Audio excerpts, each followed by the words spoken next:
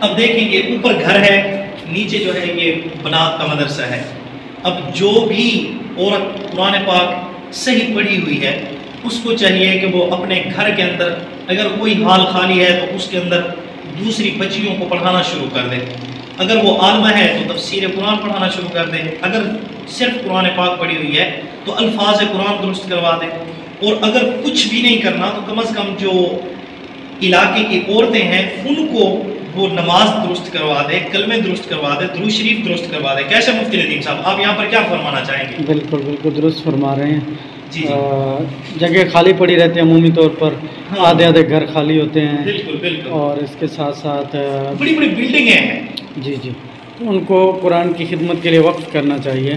صحیح بات ہے۔ اگر خود نہیں پڑھے ہوئے کسی قاری صاحب کے حوالے کر دینا چاہیے، جی جی، کسی معلمہ کو بلا لینا چاہیے کہ ہمارے گھر میں جگہ ہے، آپ اگر پڑھانا چاہیں، کوئی معلمہ پڑھانا چاہے تو وہ آ کے پڑھائیں یہاں پر، تو ہم برابر میں اس کا ثواب ملے گا۔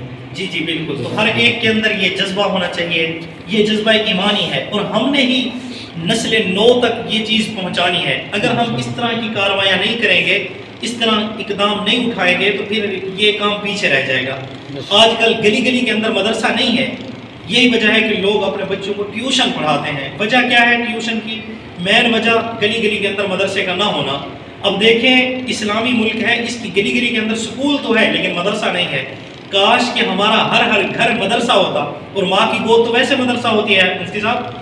تو اس لیے کوشش کریں جن کے گھروں کے اندر وافر جگہ ہے وہ ان کو اس معلمہ کے حوالے کر دیں، معلمہ کے جو نماز سکھا سکے محلے والی عورتوں کو، یا اس بڑی عمر کی جو عورتیں ہیں ان کو نماز سکھا سکے اور ان کو مسائل سکھا سکے۔ بہت سارے ضروری مسائل ہوتے ہیں جو عورتیں پوچھ نہیں سکتی، اور عورتوں کے بہت سارے مسائل ہوتے ہیں جس کی وجہ سے نماز نہیں پڑھتی، تو وہ مسائل سکھا سکے، قرآن پاک درست کروا دے، اور ضروری جو دعائیں ہیں وہ یاد کروا دے۔ حضرت یہاں پر میں آپ کو بتانا چاہوں گا، ابو داؤد شریف کے شروع کے اندر نا ایک حدیث ہم نے پڑھی ہے، وہ یہ پڑھی ہے، تھوڑا اس طرف کریں، کہ ایک صحابی رسول گیا جنگل کے اندر، تو وہ سائڈ پہ گیا تو دوسرے صحابہ کرام نے دیکھا کہ وہ ذبح ہوا پڑا ہے۔ صحابہ کرام پریشان ہو گئے کہ یہ کیا ہوا؟ تو بعد میں انہوں نے ارد گرد دیکھا کوئی انسان نہیں ہے، حضور کو جا کر بتلایا تو حضور اکرم صلی اللہ علیہ وسلم نے فرمایا اس کو جنات نے تنگ کیا ہے، وہ پیشاب کرنے کے لیے گیا تھا، نہ تو اس نے دعا پڑھی تھی اور نہ ہی اس نے کسی سے امان لی تھی، جس کی وجہ سے انہوں نے کیا کر دیا، اس کو ذبح کر دیا۔ تو آج کل یہ جو جگہ ہے نا، یہ جگہ بیت الخلاء لیٹرین، یہ جگہیں ان کا مسکن ہے، ان کا ٹھکانہ ہے، ان کا گھر بن چکی ہیں۔ ان جگہوں کے اوپر جنات کا حملہ ہے، تو اس لیے معلمہ کو جب ہم دیں گے جگہ، یا کوئی اپنے گھر کے اندر بیٹھ کر پڑھانا شروع کرے گی، دعائیں سکھائے گی، تو ان مصیبتوں سے بچ جائیں گے۔ جب دعا نہیں پڑھیں گے تو پھر ان کے شکار بن جائیں گے۔